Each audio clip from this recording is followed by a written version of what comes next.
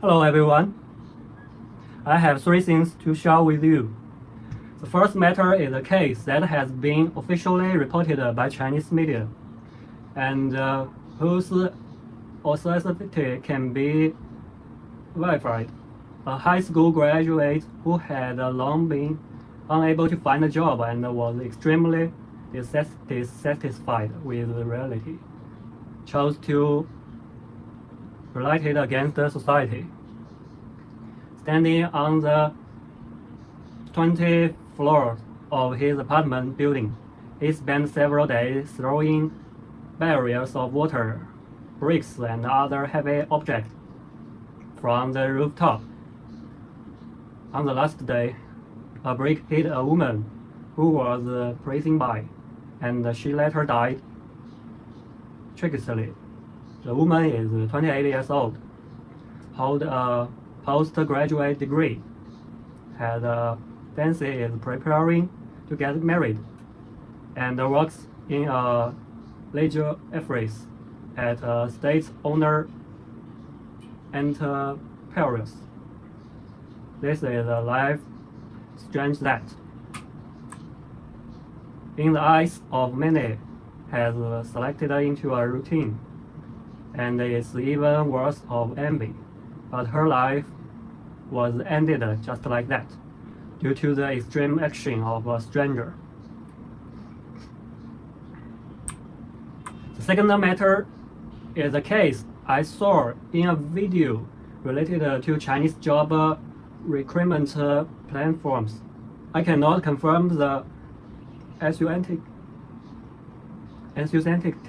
of this matter with absolute certainty, but is the most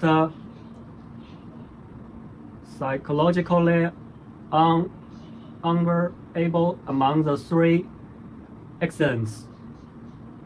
A fresh graduate saw a job posting on a recruitment app and dressed up according to the requirements to attend the interview. Upon arriving at the destination, he found it was a factory on holiday, with no other staff present on set. The so-called interviewer took her into a room inside the factory and confirmed her indoor for an extended period. According to the description, he may have suffered several sexual assaults. The girl then jumped from the second floor, resulting several injuries and leaving her unable to move. The man dragged her back into the room, drove her into a trunk, and drove over 100 kilometers before finally burying her life in the mountains.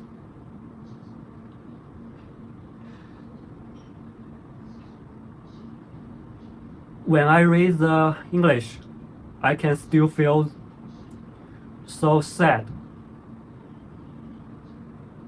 Though some English word I can't understand, but I feel so sad. If this word are Chinese, I may be more sad. I cannot confirm whether this matter is complete and correct, but the reason it makes me feel extremely uncomfortable is I am also a 2024 graduate with a master's degree and have experienced setbacks, lack of transparency, and various screens in the job search progress in China. I could understand her expectations for that job at the time, but I simply can't imagine the fear and despair she must have felt in that moment. The third phenomenon is a type of live streaming that is very common on short video platforms in China. A young man in Henan opened a noodle shop and live streamed on TikTok in China. it's called Douyin. Distributing free or low-cost noodles to local residents, especially the early.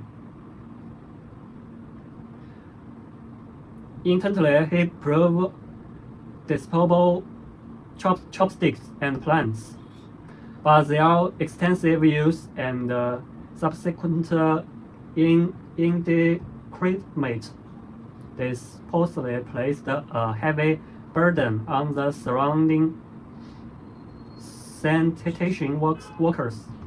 Later, he decided to stop providing disposable chopsticks and required everyone to bring their own.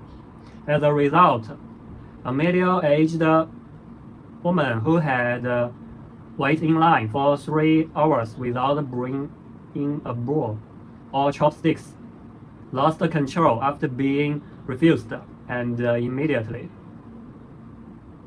overturned an entire bowl of noodles on the ground. Such conflicts are not uncommon in similar live streams in China. Thanks for your watching. See you next time.